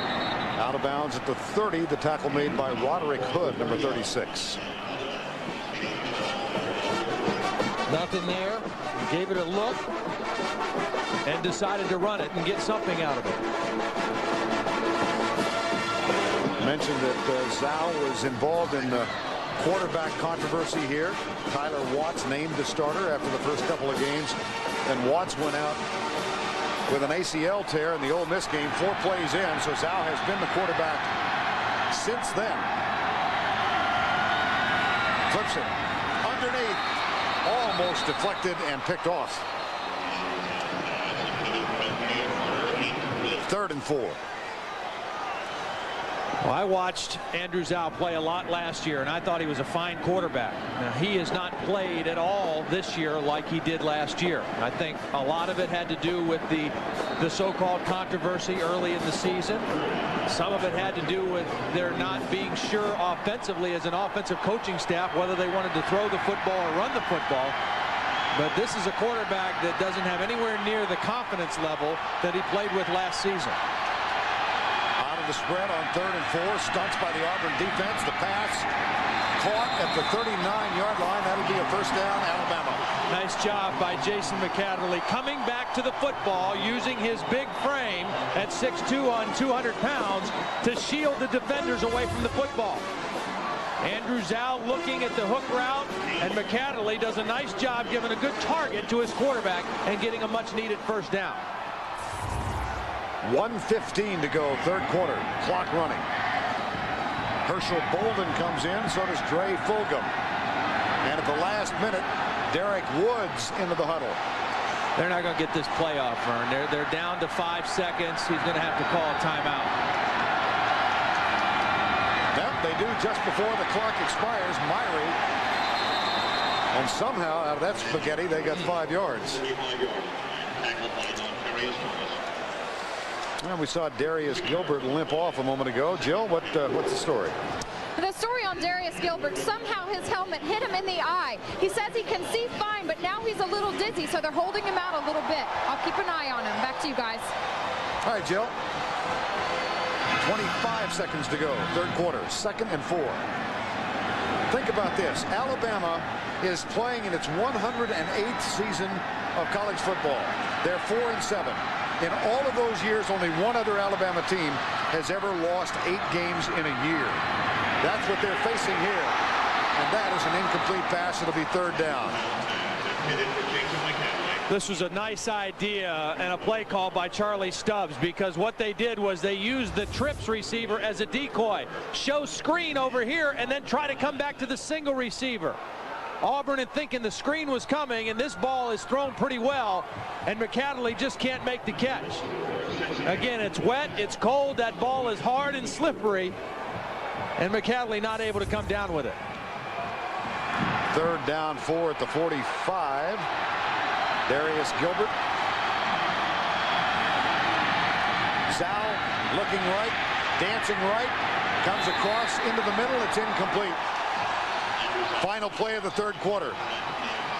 That one Alabama team that lost 8 games actually finished 0-10 for the year. It was 1955. The coach was Ears Whitworth. 2 years later, a guy named Bear Bryant moved in as head coach. That's the end of the 3rd quarter with a score. 6-zip. We'll return to Bryant-Denny Stadium right after this message and this word from your local station.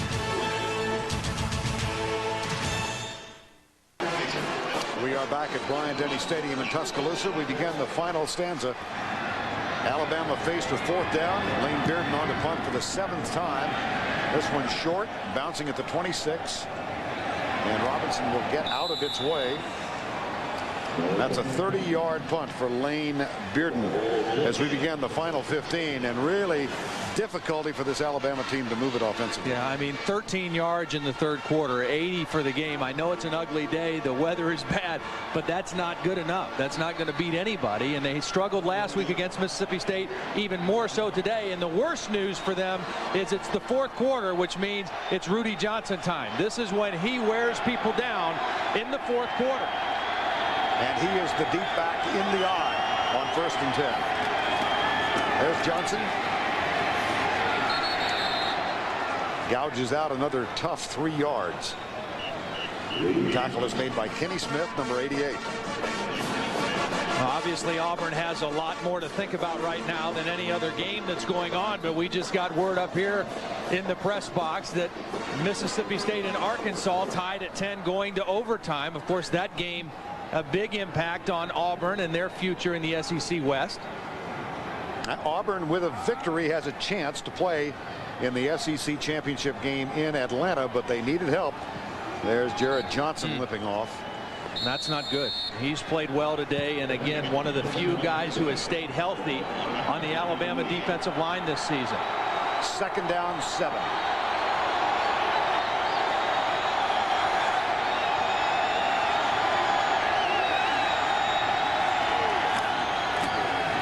Johnson, Kenny Smith, a couple of friends there to help him.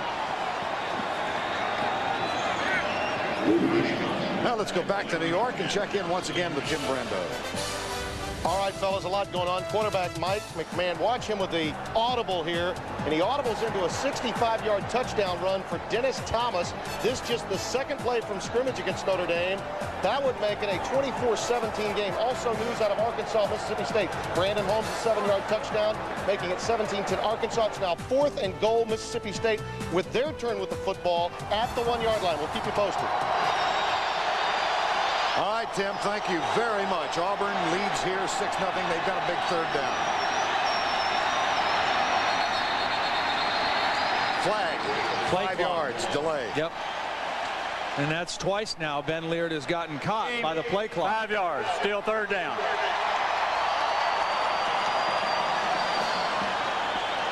Third and 11. Here are the current SEC standings. Auburn, LSU, Mississippi State with 2 defeats each.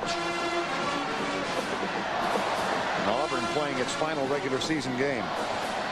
LSU doesn't play until next week against Arkansas in Little Rock, a game on CBS. 3rd and 11. Green wide right. Alabama brings 4. They drop 7. Leard has a man open. Lorenzo Diamond. No play bigger than that. 26-yard gain. Well, Adam Cox, the linebacker, was drifting into the zone. Keep an eye on 31 here. As he drifts back into the zone, this ball is going to go right over his fingertips. He's not able to get his hand on the ball, and it goes right to Lorenzo Diamond. Ben Leard with perfect touch on that football, and a huge 1st down for the Tigers. Diamond only 9 catches for the year, has 2 today. Arkansas knocks off Mississippi State. Rudy Johnson surges inside the 40. 9-yard gain. Vern, just again to put that into perspective, with Mississippi State losing, if Auburn can hold on and win here, and if LSU wins next week, then Auburn would advance because they hold the tiebreaker over LSU. They beat them earlier in the season in Auburn.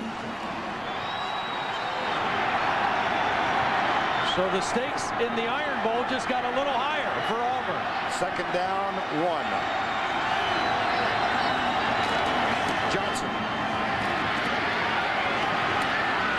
1st down for Rudy Johnson, who creeps closer to another 100-yard afternoon.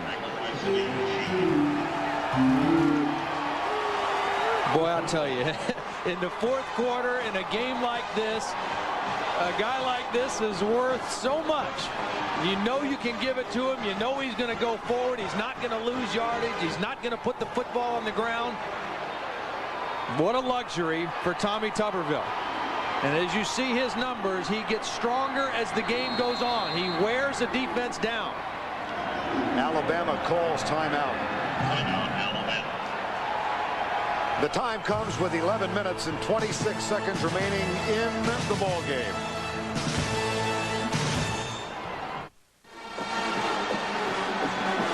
Auburn band just concluding its celebration. Their team leading by 6. 1st down and 10 at the 35-36-yard line. Leard play fake.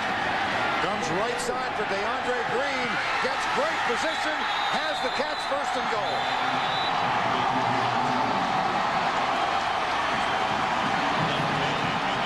Nice job by Ben Leard, seeing 8 people in the box here. Okay, you got to throw. You can't run against that. And Kelt Bailey is never going to find the football. Never looks back. And DeAndre Green able to position himself to get on the football. Watch Bailey. He's just looking at Green. Has no idea the ball's in the air or where it's at. And DeAndre Green able to body him up and make the catch. 1st and goal at the 5. It's now Rudy time.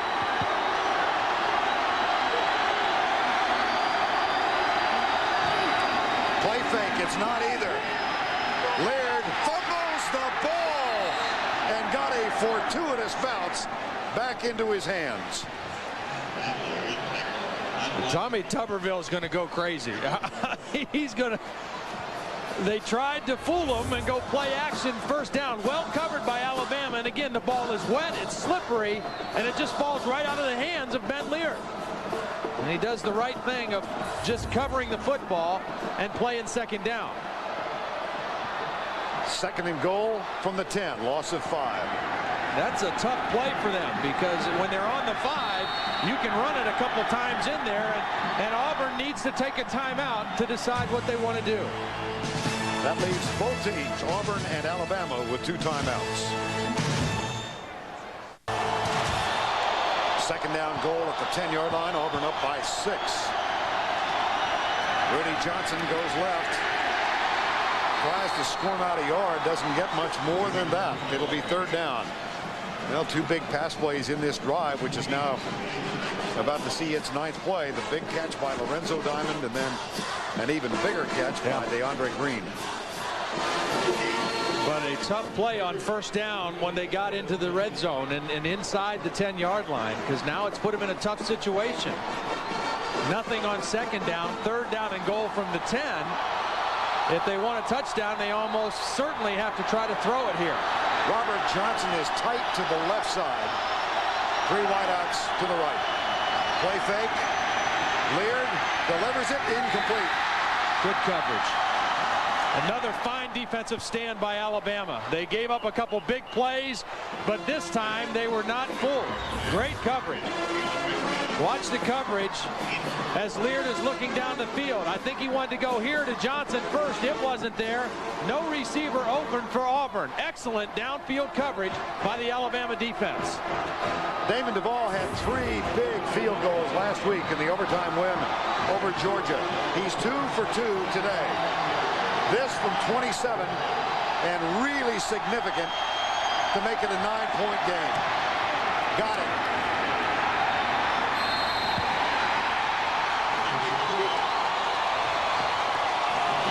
He was 3 for 3 last week against Georgia. He came up big against the Bulldogs in that overtime win. He's coming up big again today for the Auburn Tigers. 9-0, Auburn leads.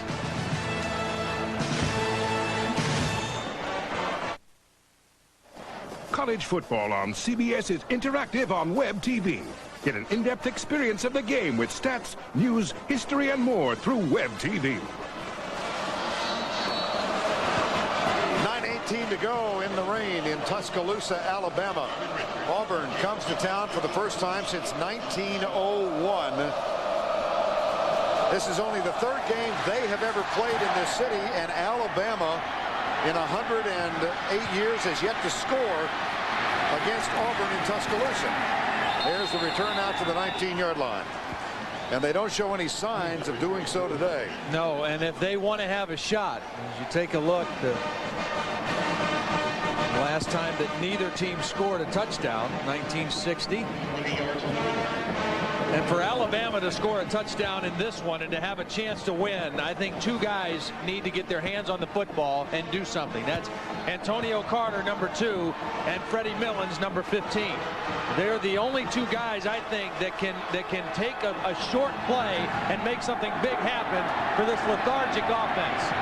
Here's the roll by Zhao, flips it out. It's caught by Sam Collins, and he steps out of bounds and stops the clock with a gain to the 30-yard line. That is a tackle made by Rashad Walker, number 37.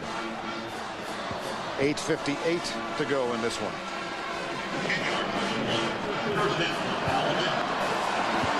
Auburn 31 minutes and change, and Alabama just under 20 time of possession. Now, we mentioned the absence of scoring. The first game here was a 48-0 win, that in 1895. And the second game a 17-0 Auburn victory in 1901. 9-0 in the year 2000. Fake toss, Zhao at the feet of his intended receiver. It'll be second down. Dre Fulgham. 2nd and 10. Zhao rolling right. Chased. Lets it go. Incomplete. Pressure applied by Javor Mills. Sean Alexander is part of the festivities here in this first game played in Tuscaloosa between these two in 99 years. Brought out the game ball, one of many honored as Auburn comes to town. He was at practice Thursday, got a chance to talk to the team, and you know, Mike DuBose mentioned that last year we had some guys step up in the second half and take over the game. Sean Alexander was one of those guys. 3 touchdown runs in the fourth quarter in the game last year. Zhao rolling out on 3rd and 10. Flips it in, complete. Intended for Arvin Richard. Boy, oh boy. And this crowd is really getting in a restless tone of voice. 3 plays in a row. Auburn forces Andrews out to throw without his feet being set. Pressure makes him throw while his feet are moving and just not able to get anything on the ball. And even if the ball is completed to Arvin Richards, Mark Brown is right there to make the play. Lane Bearden on to punt for the 8th time. Robinson at the 30-yard line for Auburn. This one returnable. No, fair catch called. There was good downfield coverage. A 40-yard punt. Nothing on the return. 8 minutes and 26 seconds remaining in the ball game.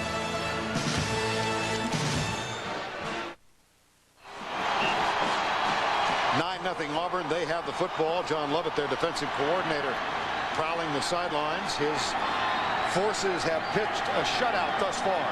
Now, Rudy Johnson with 99 yards on the ground thus far in the game, behind Ben Lear.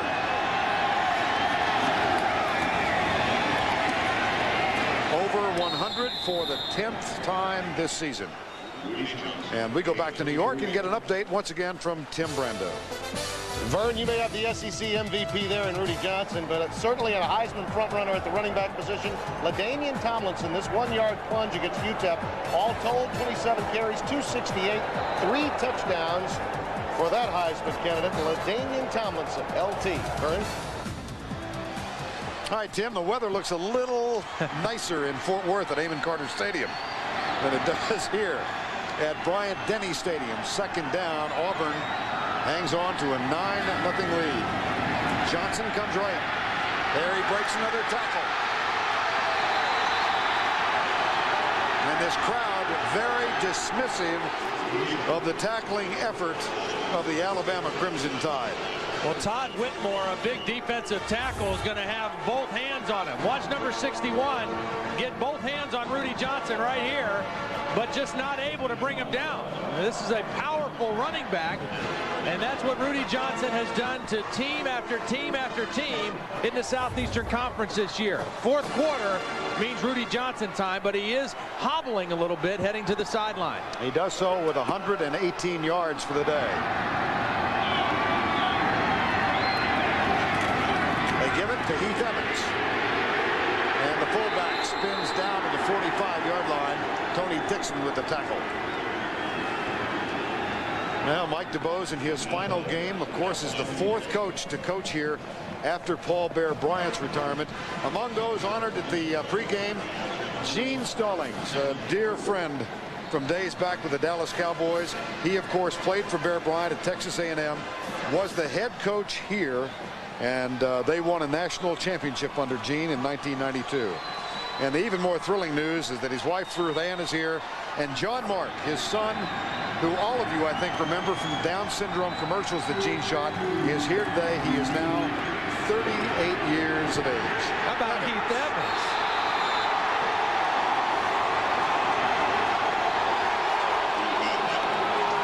Rudy Johnson hobbles off the field.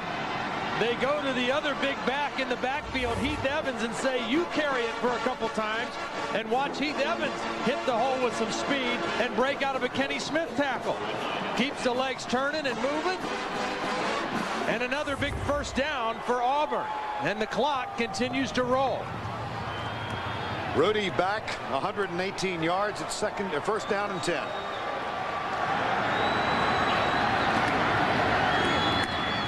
Rudy Johnson. Alabama can stop the clock just once. Darius Gilbert with this tackle. I'll bet there are more than a few folks are wondering why Auburn is coming to Tuscaloosa for the first time in 99 years. This series was played on the neutral site at Birmingham from 48 until 89, when Pat Dye, as the athletic director at Auburn, negotiated a deal to have it when it was Auburn's home game to be played in Auburn. The Alabama folks kept their home game in Birmingham for 10 years until today. Here's the handoff. Johnson going left. And down at the 29. So just recently were the contracts negotiated so that this game is played here when it's Alabama's home game. The Tennessee game is now played here instead of Birmingham. And Alabama has agreed for the next few years to play some non-conference games at Legion Field in Birmingham. And it took Alabama 5 tries to beat Auburn at Jordan-Hare Stadium, and Auburn on the verge of beating Alabama in their first try here at Bryant-Denny Stadium. 3rd and 3, nearing the 5-minute mark.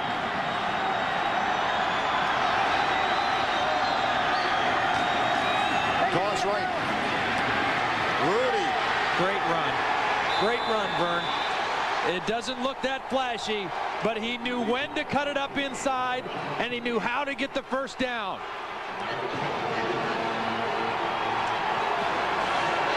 The guy has a feel for how to run the football. Watch him know and see when to cut up. Right there, he plants the right foot, breaks another tackle, and gets forward for the first down. Good feel and timing on the toss sweep. Look at the difference in total yardage.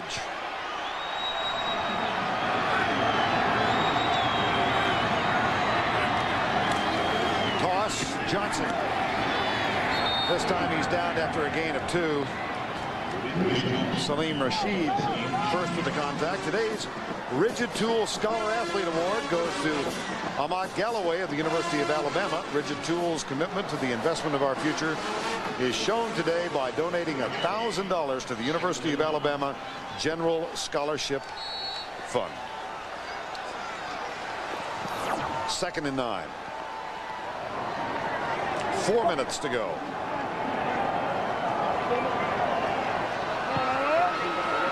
Rudy left 4 times. Rudy right 7 times.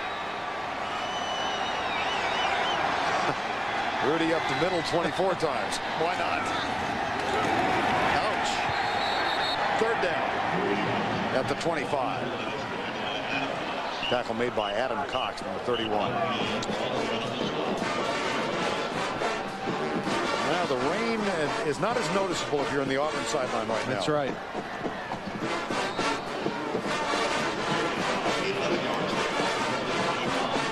Not only are the Tigers 3 minutes and 16 seconds away from victory here, they got that big boost.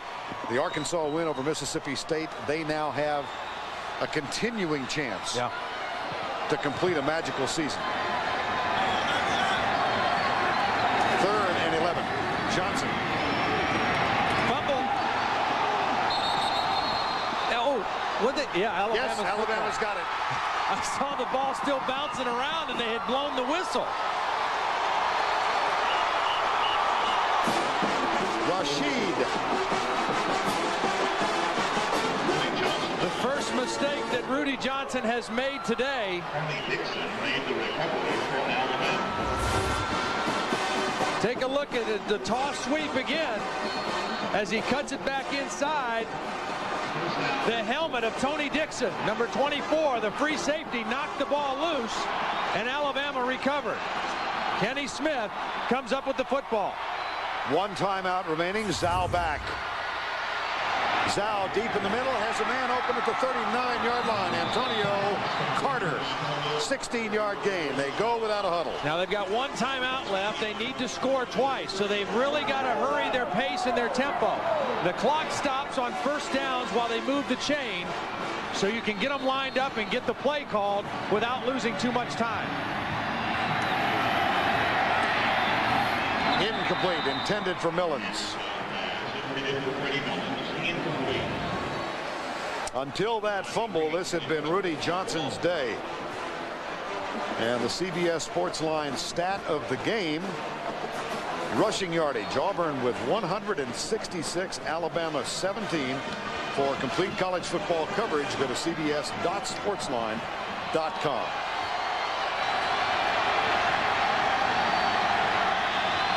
That's fumble.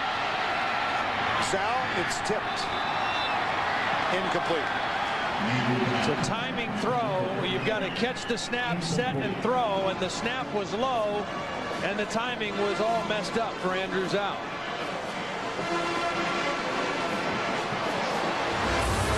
This is kind of the way the Alabama season has gone. Low snap, the ball's dropped, the timing's blown, the pass is incomplete. Pretty well sums it up. 9 of 23 for Zhao. It's 3rd down. Screen pass in the middle. Antonio Carter darts to his left, crosses the 50. 1st down.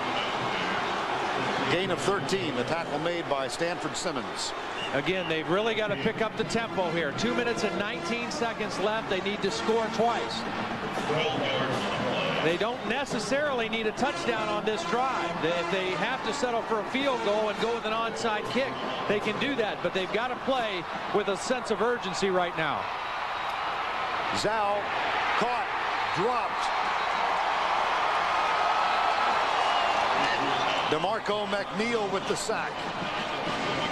Good quick move by McNeil working on Dennis Alexander. Here he is right here. Watch him beat number 73, Alexander. Just a swim move over the top. And an easy sack. Nothing that Andrew Zhao could do on that play.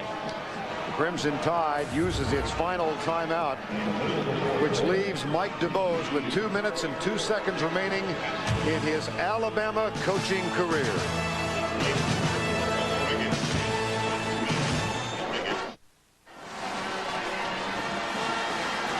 now for the Exxon scoring recap. Let's find out how we got here. Pretty easy today. Damon Duvall, 22-yard field goal. That made it 3-0. Get used to the name. Damon Duvall, 42-yard field goal. Want to try for a trifecta? Damon Duvall, 27-yard field goal, 9-zip. Sam Collins out of bounds, stopping the clock inside the 50.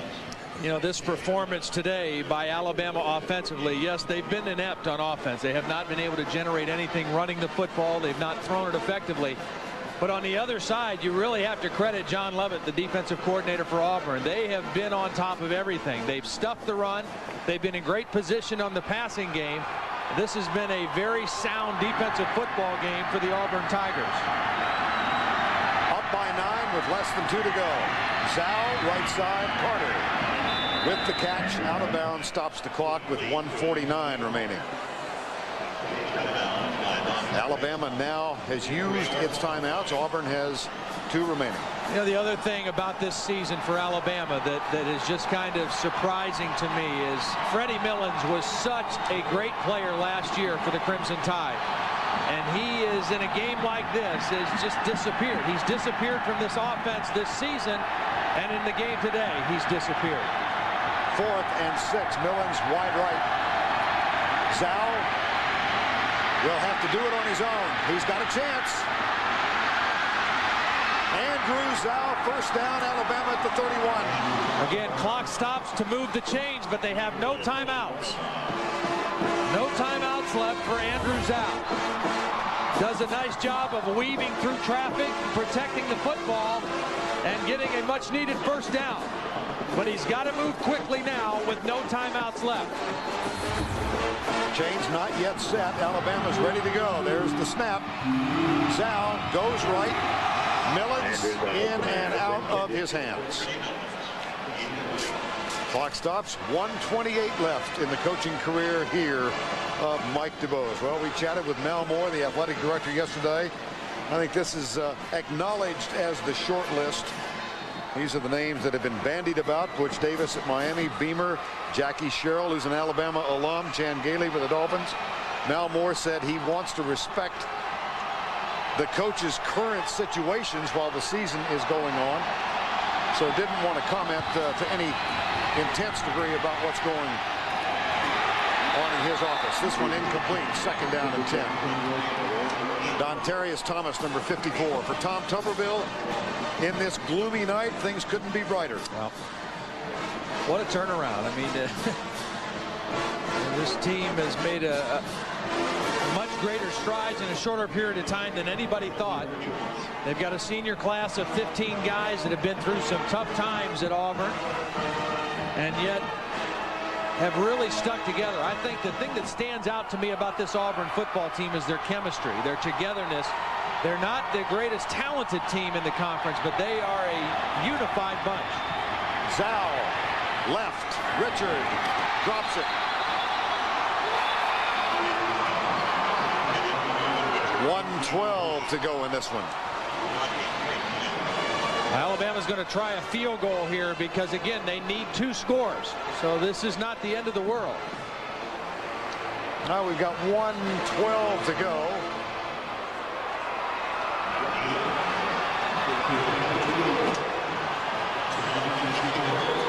.48-yarder. Neil Thomas has kicked 3 of 50 this season. If they get the field goal and get the onside kick, who knows? They might have the field goal. Nope, short. No.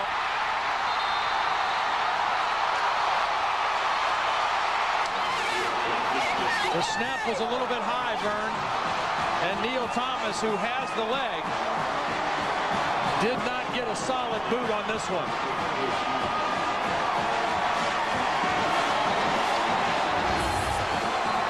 Watch the snap. It's a little bit high. Nice job by Jonathan Ritchie, the backup quarterback, to field it, but well short on the field goal attempt.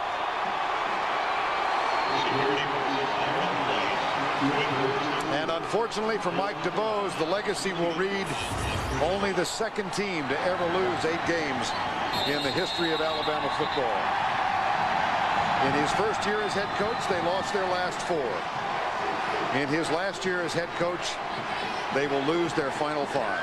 Joe, I'll say this about him, and you can have your own opinion on whether he or not he was a good coach, but he's a stand-up guy, and he has handled this situation here this season like a real man, and has done everything with the idea of putting the players first and the University of Alabama first ahead of himself, and for that he is to be respected and commended. Under 30 seconds to go. Leard will take a knee.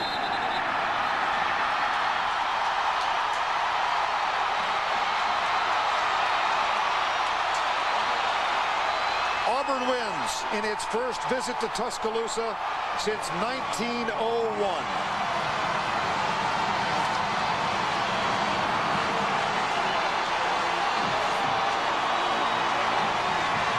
The Tigers are undefeated in Tuscaloosa in 3 centuries.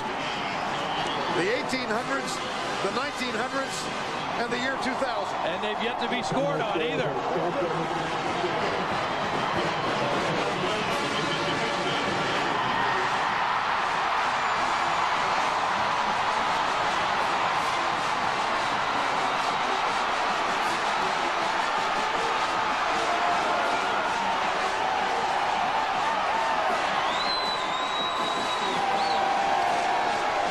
Today's player of the game, presented by Salomon Smith Barney, is Rudy Johnson.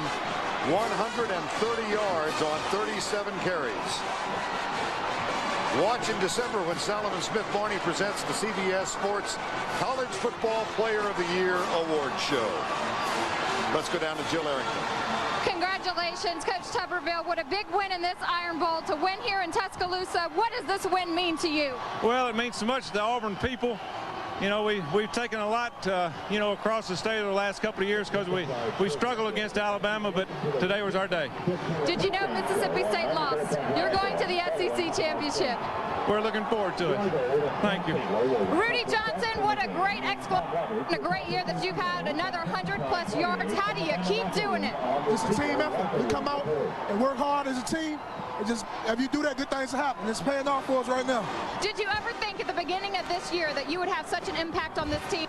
If I had help from my teammates, I knew good things would happen. And they've helped me a lot all through the all season and everything. It's paying off right now. All right, congratulations on a great win. Back to you guys. Thank you, Jill. Final score, 9-0. Auburn comes to Tuscaloosa and goes home a victor. For Jill Arrington, Todd Blackledge, I'm Vern Lundquist saying goodbye from a rainy evening in Tuscaloosa, Alabama. The final score once again, 9-0. We go back to New York. Here's Tim Brando. All right, Vern, indeed some history there in Tuscaloosa today, and a big rivalry Saturday. When we come back on the College Football Today post-game report, we'll tell you about Oregon, Oregon State, Oklahoma in search of #1. All of that when we come back after this.